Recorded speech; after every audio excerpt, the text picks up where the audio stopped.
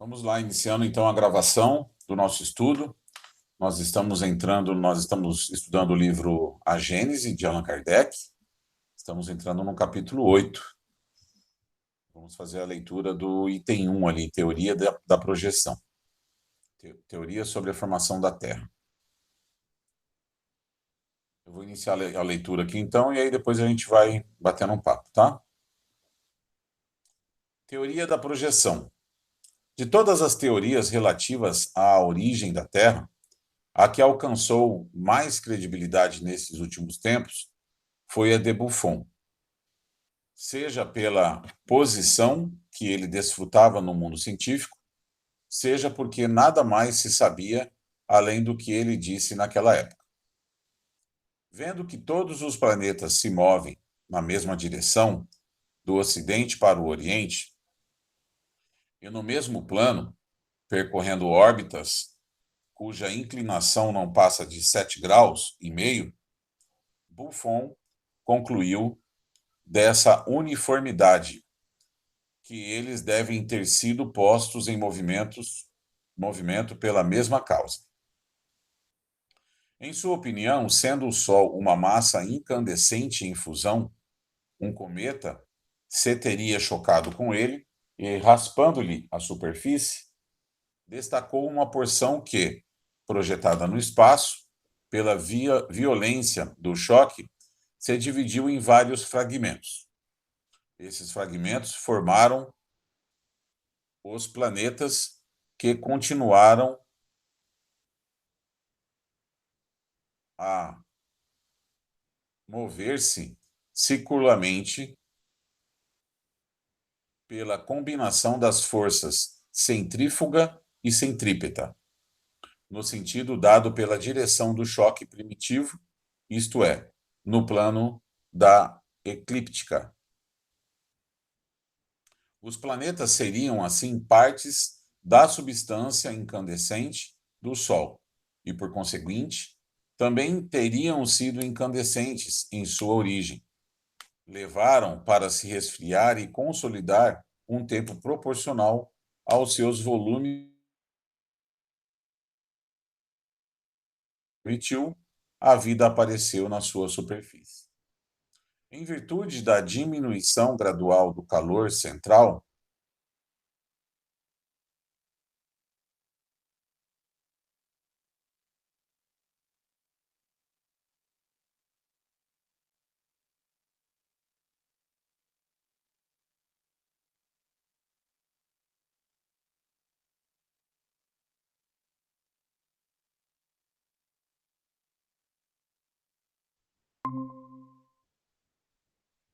sumiu um pouquinho aí, né?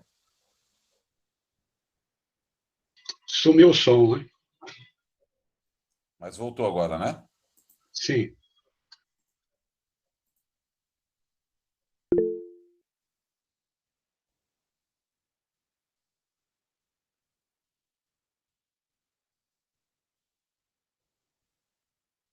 Você tá falando aí, Rio? Não tô ouvindo agora, não. A diminuição da temperatura, tornando impossível a vida, acarretaria o decréscimo e depois o desaparecimento de todos os seres organizados. O resfriamento, tendo começado pelos polos, ganharia pouco a pouco todas as regiões, até mesmo a linha do Equador. Tal é, segundo Buffon, o estado atual da Lua, que, menor do que a Terra, seria hoje um mundo extinto, do qual a vida se acha excluída para sempre. O próprio Sol viria a ter, um dia, a mesma sorte. De acordo com os seus cálculos, a Terra teria gasto cerca de 74 mil anos para chegar à temperatura atual, e dentro de 93 mil anos, veria o termo da existência da natureza organizada.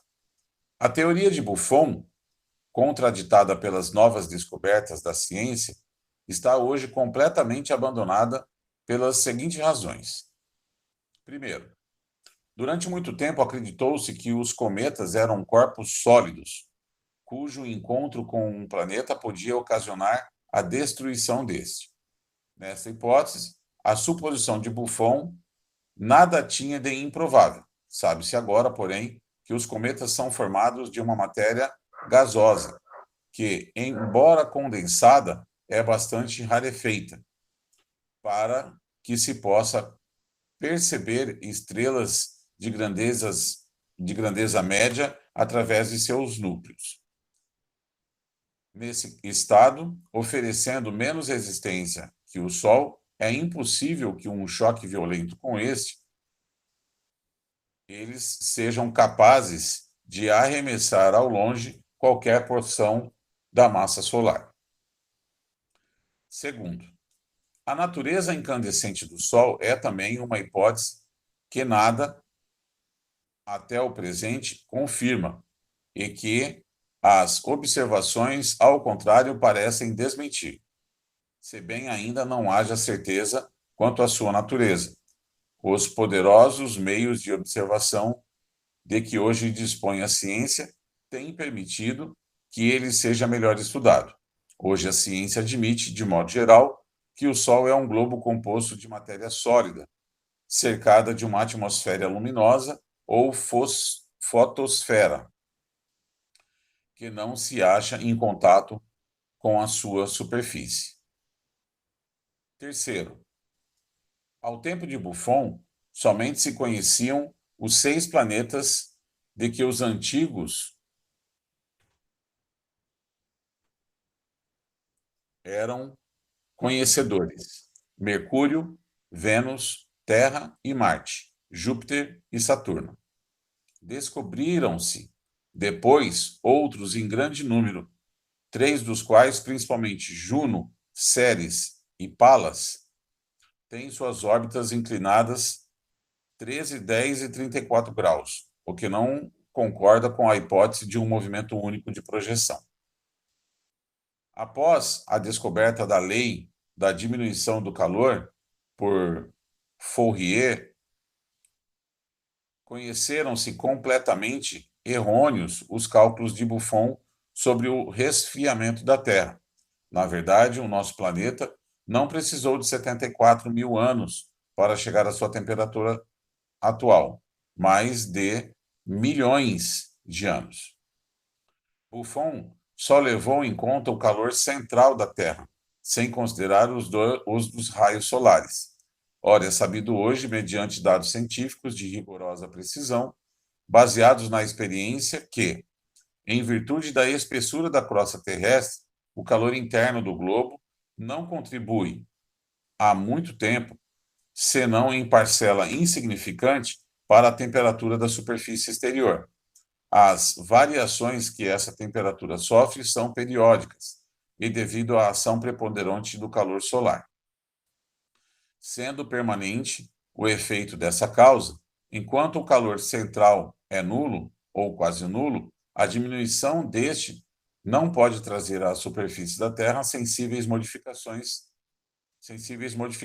Para que a Terra se tornasse inabitável pelo resfriamento geral, seria preciso que o Sol se extinguisse. Algum comentário sobre essa primeira leitura? Eu gostaria de fazer um pequeno comentário. Interessante essa teoria da ciência, é uma hipótese, né, de que o Sol seja uma estrela, um planeta, onde não tem a sua massa a incandescência como se imagina hoje, né? Que seria, como diz ali, uma espécie de uma vibração, né? Seria mesmo uma vibração. É uma teoria só, mas isso traz, né, um pensamento de que o quanto que ainda nós vamos descobrir, né, sobre o mundo que habitamos, os planetas em volta, né? Uma outra coisa também, a descoberta de novos planetas, né? E tudo isso a ciência tem aberto para nós. Mas eu achei muito interessante essa teoria de que o solo do Sol não seja incandescente como nós imaginamos até agora. Tá certo, é uma teoria, mas é uma coisa muito interessante, muito diferente, eu diria. No começo do nosso estudo, aqui do nosso estudo da Gênese, eu fiz um questionamento, né? O Moacir até brincou o dia que eu falei o seguinte, né? De acordo com a física, o que nós vimos, o que nós enxergamos é o reflexo da luz que bate naquele objeto e reflete no fundo do nosso olho. Só que o nosso olho, ele é feito de carne, né? Ele tem essa característica fisiológica do que a gente tem hoje. E aí a gente vê as coisas como elas refletem nesse olho de carne, mas não necessariamente é como as coisas são, né? Somado a isso, nós temos o desenvolvimento da nossa ciência, que ela chegou até um determinado ponto. Em algum momento do passado, nós achamos que a Terra era plana. Em outro momento, nós achamos que um cometa tinha batido no Sol e que tinha respingado 6 planetas em volta dele. E a ciência vem evoluindo, vem caminhando. Nós começamos agora, eu estava assistindo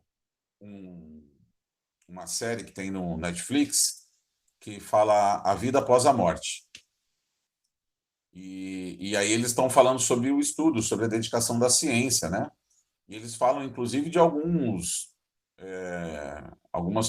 pessoas que participaram na época dos estudos, cientistas, né? Renomados e prêmios Nobel, né? Que participaram desse estudo das coisas do astral. A nossa ciência hoje, ela é uma ciência ainda materialista. Ela começa a caminhar no sentido de uma ciência mais ampla, né? Quando a gente vai estudar física quântica, quando a gente vai estudar outras ramificações, né? Mas ela ainda é uma ciência muito materialista. Em algum dado momento da nossa história para frente, a nossa ciência vai parar de travar o estudo nos paradigmas da matéria e vai começar a lidar com possibilidades que hoje são impossíveis de serem imaginadas, né? E aí nós vamos começar a desvendar e descobrir coisas que hoje a gente não consegue descobrir. A gente vai começar a inventar tecnologia e equipamentos que hoje são impensáveis porque são pensados de forma do materialismo, né? Então a nossa ciência também vai evoluir muito e a visão vai se ampliar. O entendimento sobre o que é efetivamente o Sol e como as coisas procederam, sobre as possibilidades, como isso se deu, a gente ajusta isso para o nosso entendimento hoje, mas a gente diminui a capacidade do que pode ter acontecido, porque a nossa capacidade de entendimento é limitada. A partir do momento que a gente ampliar esse horizonte, a gente amplia também as possibilidades, né? E aí vamos descobrir coisas da mesma forma que hoje nós acreditamos em algumas coisas, o futuro, a nossa ciência trará novas configurações, né? Novas possibilidades dessa formação e dessa coisa toda.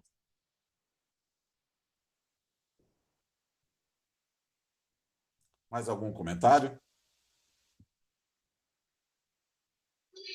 Eu gostaria de fazer um outro comentário. Seu Moacir, pode falar, seu Moacir, eu já falei. Não, seu Celso, depois eu falo, pode, manda bala. Dentro dessa análise que o Ricardo fez da nossa limitação, né, tanto a ciência, até tem ali do comentário de Buffon que cai por terra, ele fala do resfriamento interno da Terra, e isso traria para fora uma consequência. E hoje já está conseguindo fazer o contrário, que isso não vai interferir, que deveria o Sol parar, então vai vir esse calor de lá, né? Então teria que terminar o Sol. Esse calor continua vindo, que ele é necessário, né? Essas modificações. Então cai bem dentro do que o Ricardo disse, nós, apesar do avanço, ainda existe muita limitação em entender esse todo, né? Então é através das pesquisas, novos aparelhos, novos equipamentos, que acho que a gente vai conseguindo. Para a gente, quando chegam umas informações dessas, é muito difícil, né? A gente, dada a nossa limitação, de entender isso tudo, né? a gente vai tendo uma ideia, né, de como seria. Como você disse, antes a Terra era plana. Morreram-se gente quando falou que ela era redonda. Então, eu acho que as coisas vão acontecendo e tem muito ainda por acontecer, e vai cair por terra muitas teorias ainda, com novos descobertos, novos acontecimentos, né? Eu gostaria de comentar também uma série de coisas que a gente vai descobrindo, né? Nessa leitura, por exemplo, sobre o cometa, né? O material dele é gasoso, hoje provado pela ciência. Então, o impacto no Sol de um cometa, a teoria antiga, né, teria gerado o nascimento de todos os planetas que fazem a família do Sol, né? E está se comprovado que não é possível, porque cometa, o conteúdo dele é gasoso, né? Então, é como você imaginar, como foi dito aqui, um gelo se aproximando do calor, né? Ele vai se derretendo, né? E, e essa questão deixa aberto, né, uma outra, né, que talvez aí mais para frente nós vamos entender. Então, como que nasceram a família, como nasceu a família dos planetas existentes na família Sol, né? É interessante, né? Tudo isso é muito interessante.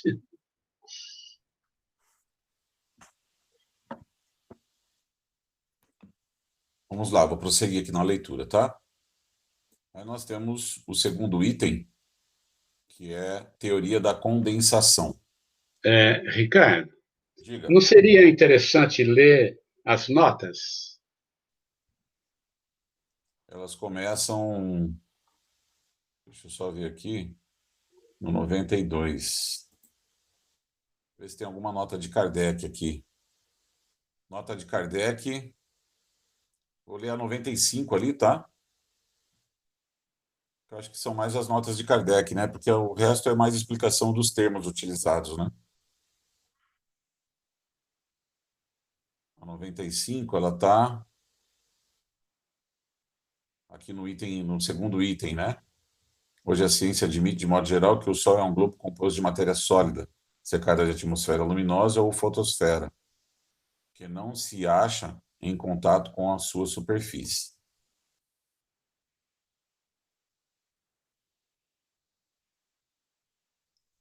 Completa dissertação à altura da ciência moderna sobre a natureza do Sol e dos cometas se encontra na obra Estudos e Leituras sobre a Astronomia, de Camille Flammarion, livraria Gautier, Villard, enfim, a informação ali. Inclusive, o Camille Flammarion, ele participa lá no filme que eu comentei com vocês, Vida Após a Morte, que eles falam dos cientistas que estudavam. Camille Flammarion é um dos que está, e que tem muitas obras dentro da doutrina espírita, né?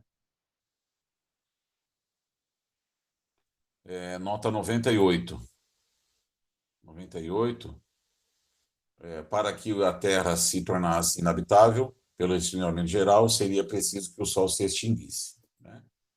Então, lá em 98, para mais esclarecimento sobre esse assunto e sobre a lei da diminuição do calor, veja-se a obra Cartas sobre as Revoluções do Globo, pelo Dr. Bertrand, ex-aluno da Escola Politécnica de Paris, Carta 2. Essa obra é a altura da ciência moderna, escrita com simplicidade e sem espírito de sistema. Encerra um estudo geológico de grande interesse.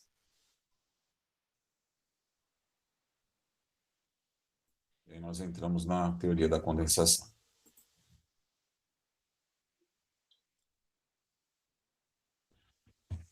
Teoria da condensação. A teoria da formação da Terra pela condensação da matéria cósmica é a que hoje prevalece na ciência, como a que a observação melhor justifica, a que resolve o maior número de dificuldades e que se apoia, mais do que todas as outras, no grande princípio da unidade universal. Foi essa teoria que expomos no capítulo 6, intitulado uranografia geral. Como se vê, estas duas teorias conduzem ao mesmo resultado: estado primitivo de incandescência do globo, formação de uma crosta sólida pelo resfriamento, existência do fogo central e aparecimento da vida orgânica. Logo, que a temperatura a tornou possível.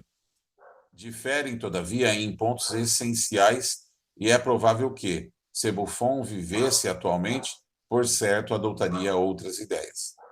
A geologia considera a Terra do ponto em que é possível a observação direta. Seu estado anterior, por escapar à observação, só pode ser hipotético. Ora, entre duas hipóteses, diz o bom senso que se deve preferir a que a lógica sanciona e que mais se ache de acordo com os fatos observados. Ele está falando da teoria da condensação, que é a adotada, né? Algum comentário?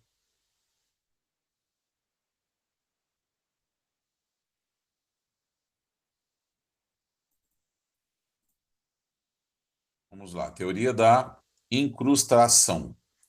Falamos dessa teoria apenas para não deixar de mencioná-la.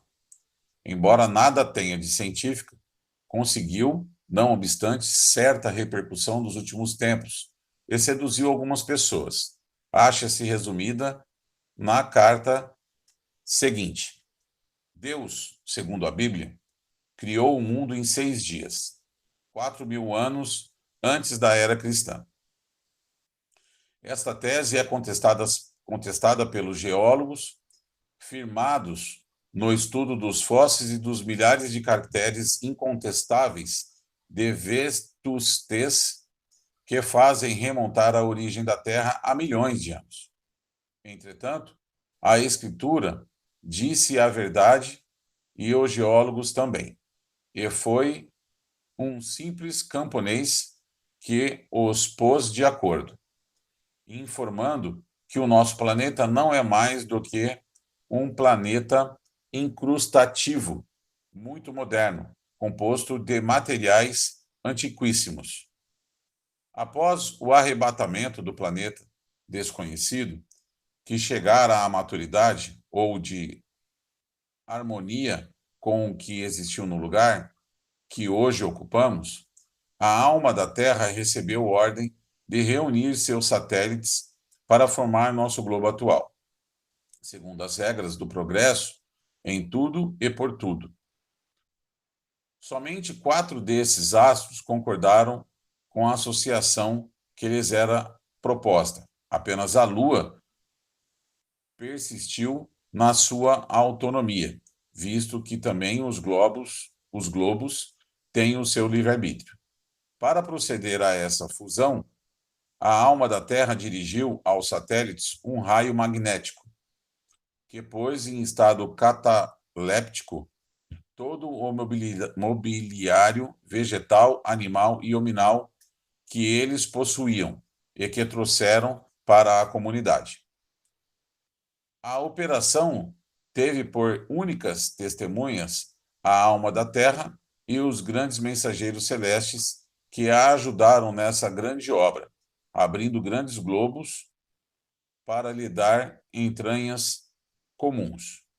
Praticada a soldadura, as águas se escoaram para os vazios que a ausência da Lua deixara. As atmosferas se confundiram e começou a despertar ou a ressurreição dos germes que estavam em catalepsia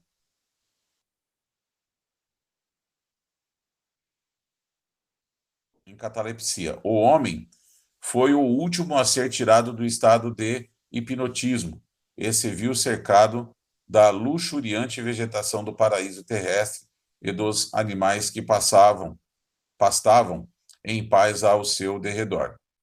Tudo isso se podia fazer em 6 dias, com obreiros tão poderosos como os que Deus encarregara da tarefa.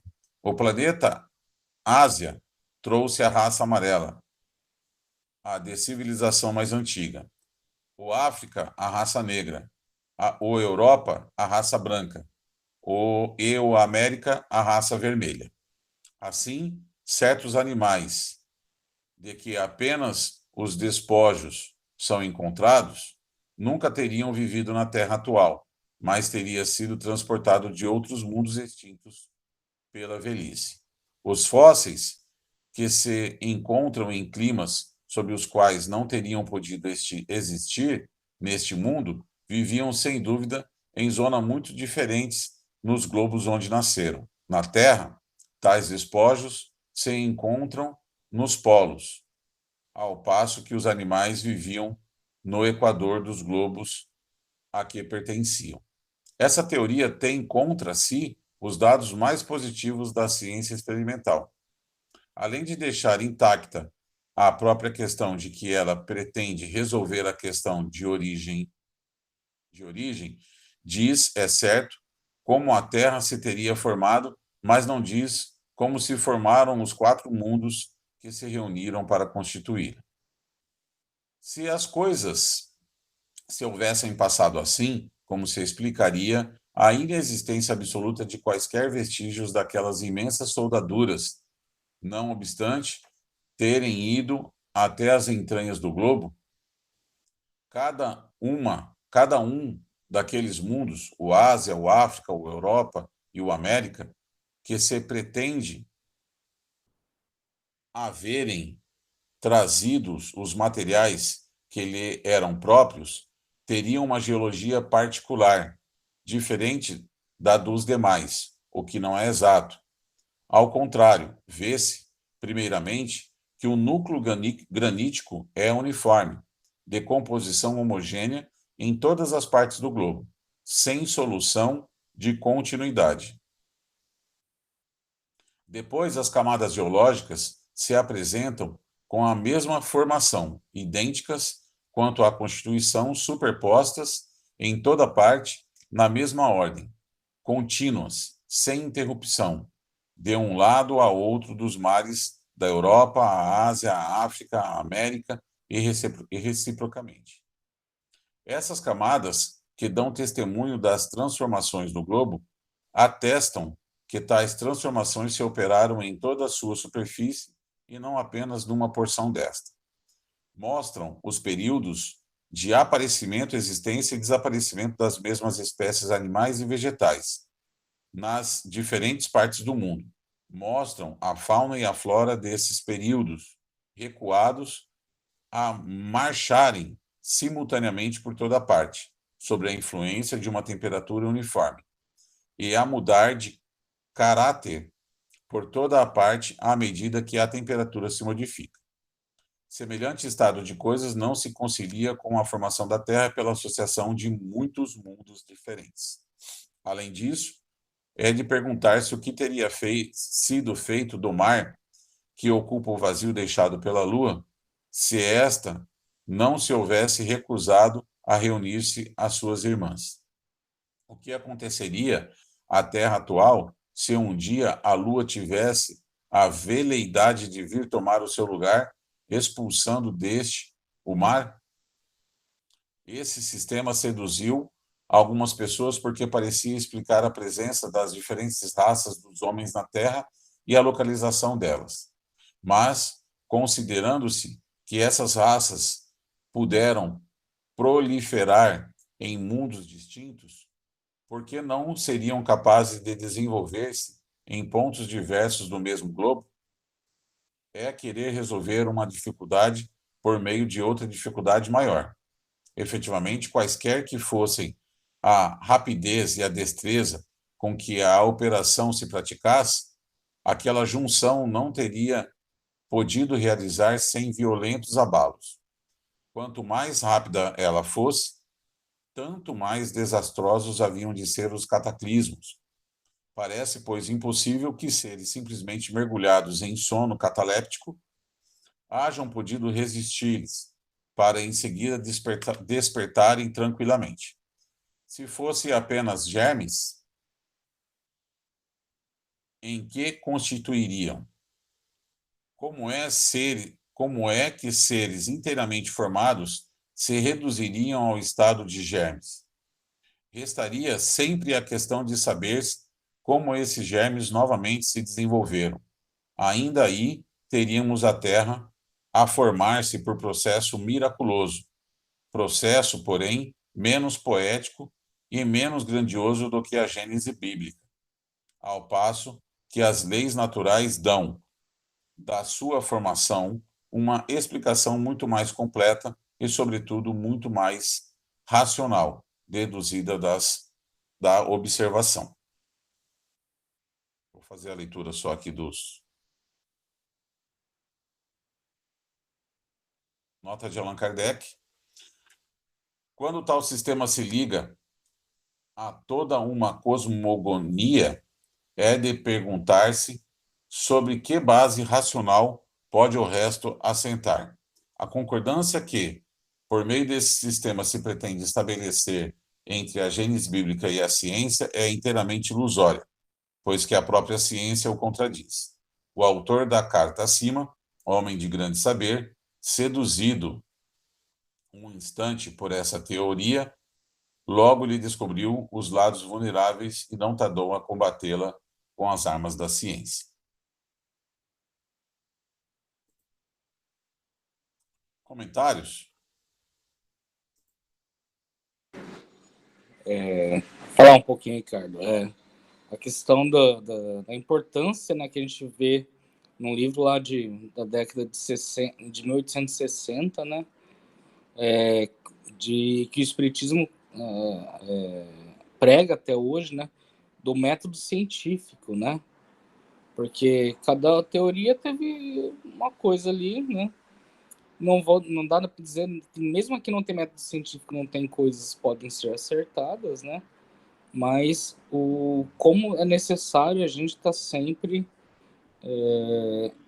estudando as coisas, né, e fazendo um processo lógico na nossa cabeça, ou de observação, quando são fatos, assim, né, e para a gente poder chegar a uma conclusão racional, né.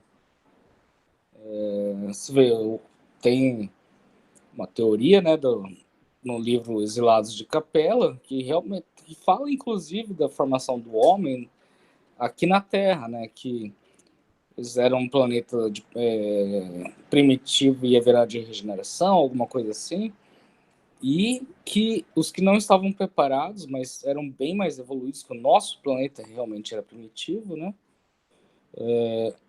eles vieram, né, começo pela África e a China, né, e até aquela terceira hipótese ali, tipo, o cara em alguma coisa até que faz sentido, né? Veio de outro planeta, mas não um planeta, né? Que veio foram a formação das pessoas, né? Com relação ao nosso planeta, o método científico vem demonstrando pela observação, pelos estudos, pelo conhecimento do homem, né? Quanto tempo demorou para ser formado, quais são as origens de grandes transformações, por exemplo, movimentos de placas tectônicas, esse tipo de coisa. E isso daí, hoje em dia, é o que a gente leva em consideração, né?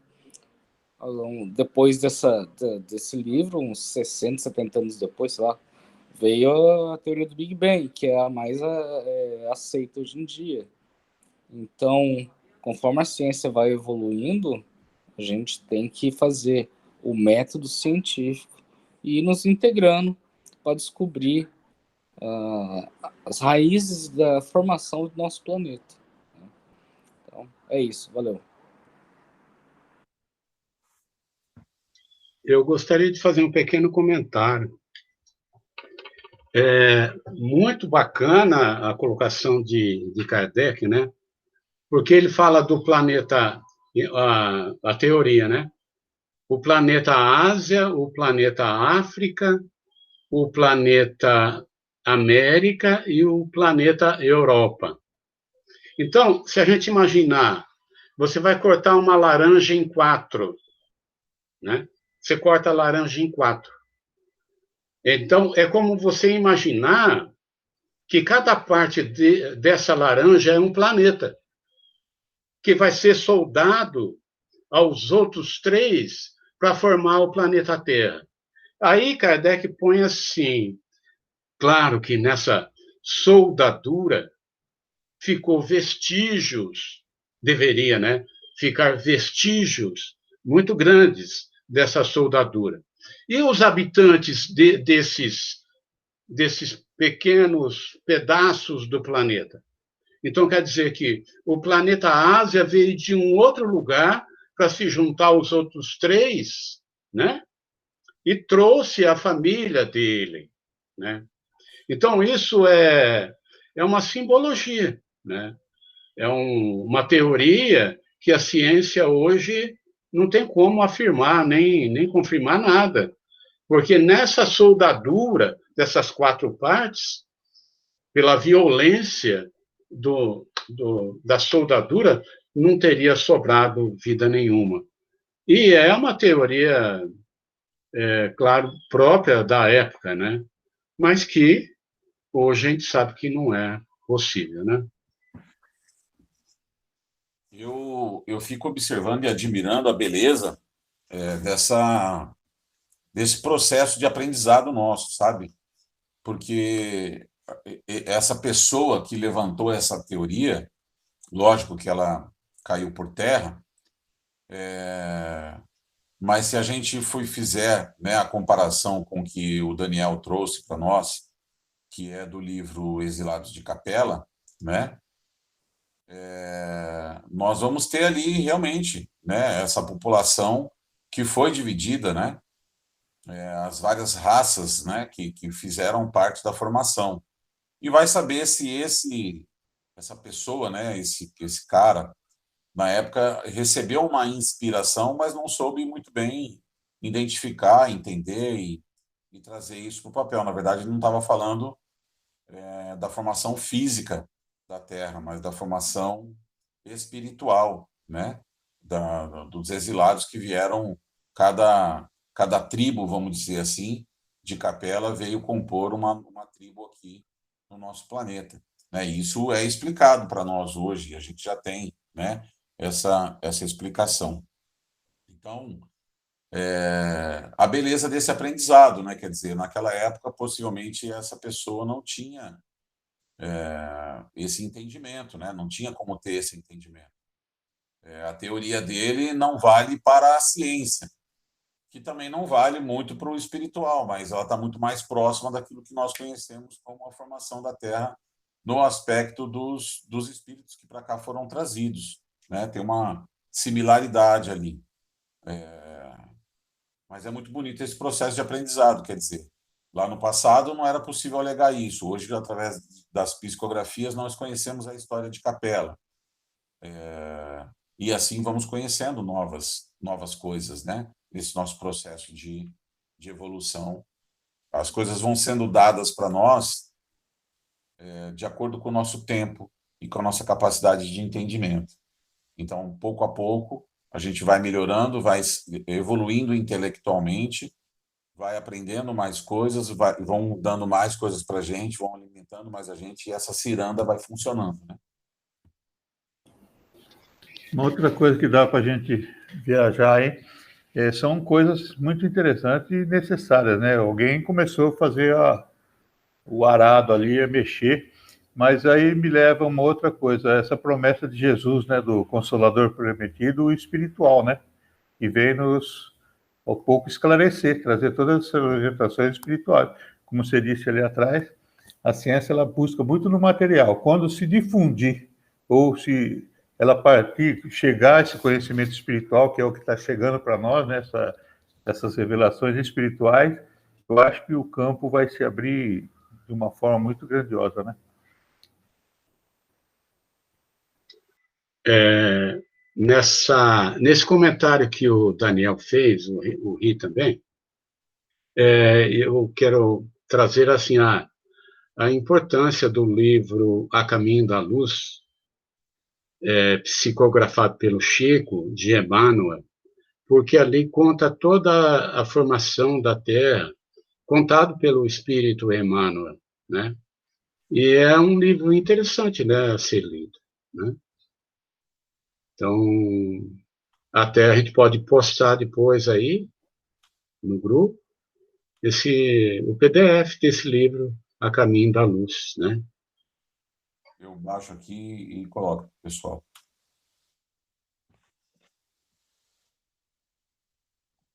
Vamos lá, vamos para o nosso último trechinho aqui. Eu vou fazer a leitura dele, porque eu acho que dá tempo ainda, tá? Ele é bem curtinho.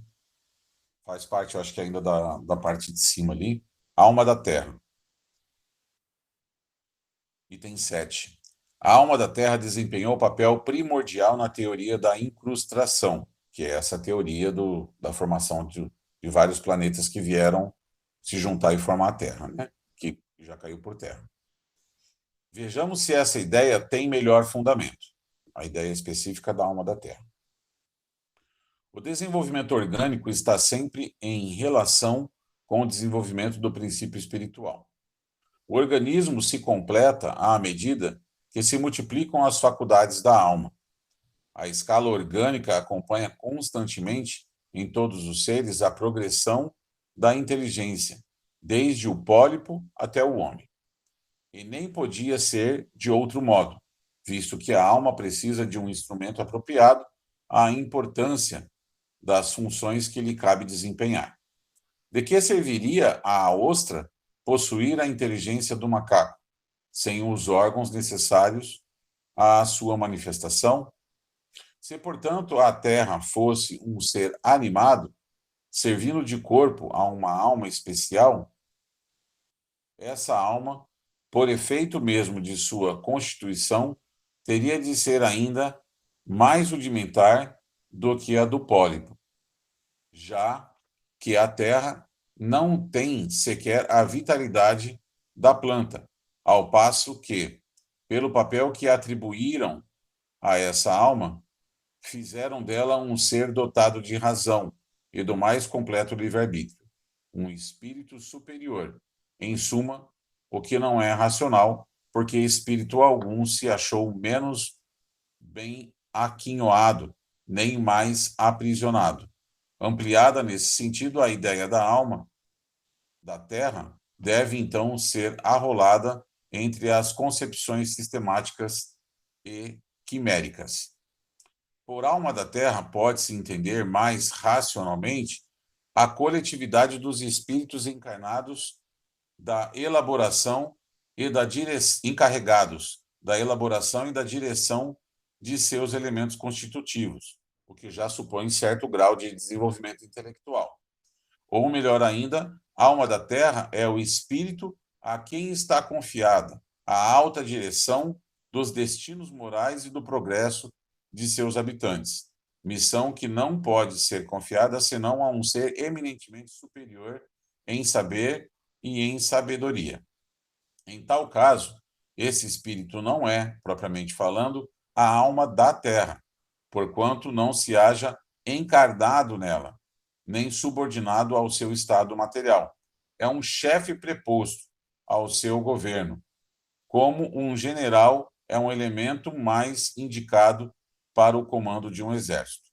Um espírito incumbido de missão tão importante, qual a do governo de um mundo, não poderia ter caprichos, ou então Deus seria muito imprevidente por confiar a execução de suas leis a seres capazes de transgredi-las a seu bel prazer. Ora, segundo a doutrina da incrustação, a má vontade da alma da Lua é o que dera causa a que a Terra ficasse incompleta. A ideia que se refutam por si mesmas. Revista Espírita, setembro de 1868.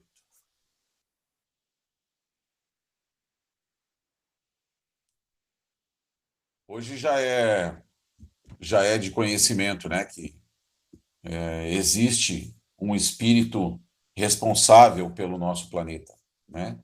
Existe um espírito que participou e participa ativamente de tudo que acontece aqui, né? De tudo que é feito aqui. Ele é não só o arquiteto do nosso planeta, como o governador espiritual do nosso planeta, né? Nós estamos falando do nosso Mestre Jesus, né? Que é um espírito de uma grandeza superior. Alguém gostaria de fazer algum comentário? Eu achei interessante essa questão assim, de ter o general aí, né? Que é justamente o que você falou mesmo. Alguém que não está preso à parte física do planeta, né? Jesus veio, deu até o embalo do planeta aí, né? Para girar. E a gente, acho que no Livro dos Espíritos tem lá uma questão que fala do vento, mar, as coisas assim, aí, que cita que grandes espíritos muito elevados ajudam a coordenar essa parte. Assim, cada um fazendo uma coisa, mas ajudam a coordenar essa parte, sem estarem presos à parte física realmente, mas estão no controle, no comando, assim, né?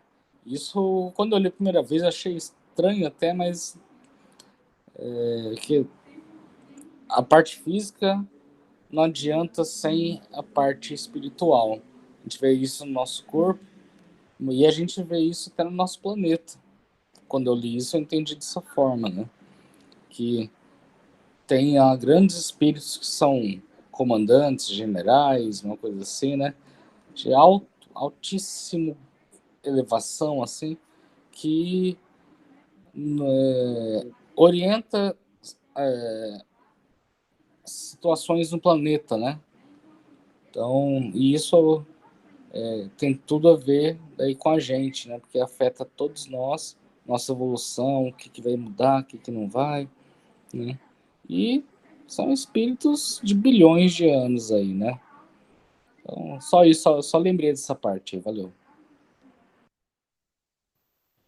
Agora, só fazendo uma viagem aqui, se Jesus é o governador, é o criador do planeta, dá para imaginar a grandeza desse espírito? Será que ele sabe de geologia, de ciência, de química, de matemática? Ele sabe de tudo. Será que dá para a gente imaginar a grandeza dele? Eu acho que a mim me falta muito. Aí, como que eu vou explicar esse Jesus aí?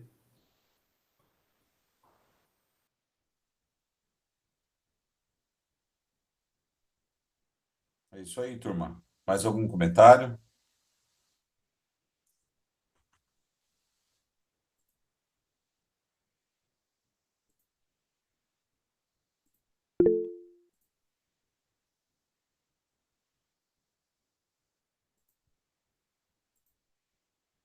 Guilherme está colocando aqui para nós, conforme citado, os espíritos de alto grau de elevação, como os capelinos, estiveram no planeta Terra para auxiliar os espíritos que seriam exilados de Capela, nós, a pedido do nosso Mestre Jesus, que já era Jesus há mais de 5 bilhões de anos. Eles, através da energia viril, ajudaram a construção de vários monumentos da antiguidade. Ele já era crístico há mais de 5 bilhões de anos. Imagina a idade disso daí, né?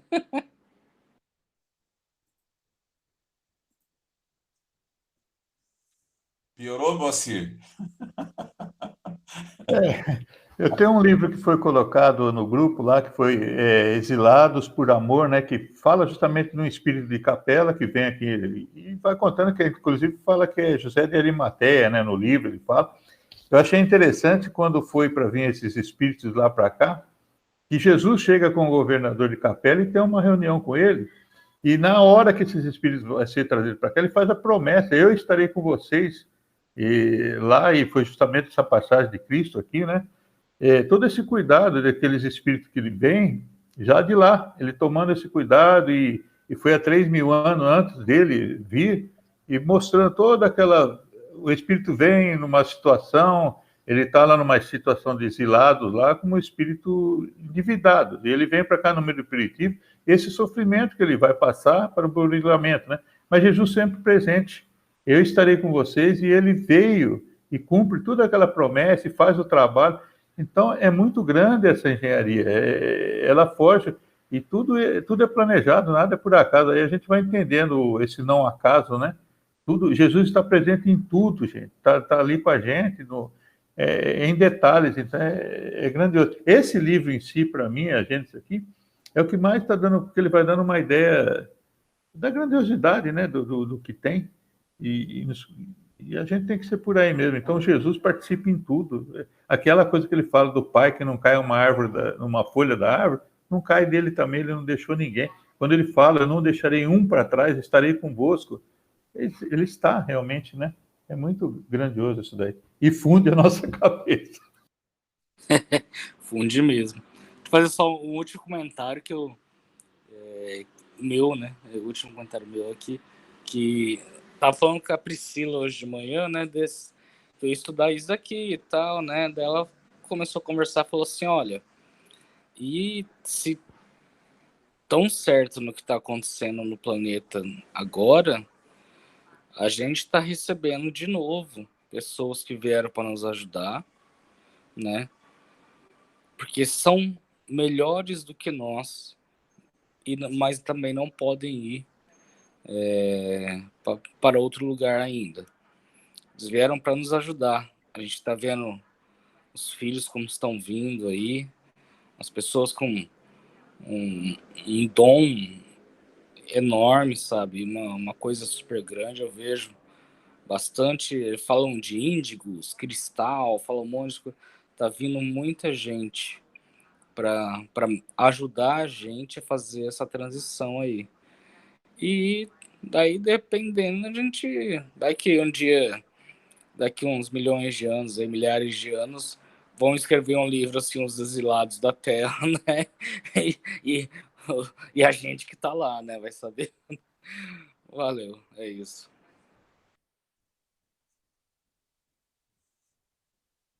É isso aí então, pessoal. A gente encerra aqui o estudo de hoje. E amanhã nós vamos para o capítulo 9. Tem algum comentário, meu pai? Não, só um tchau mesmo. Até amanhã.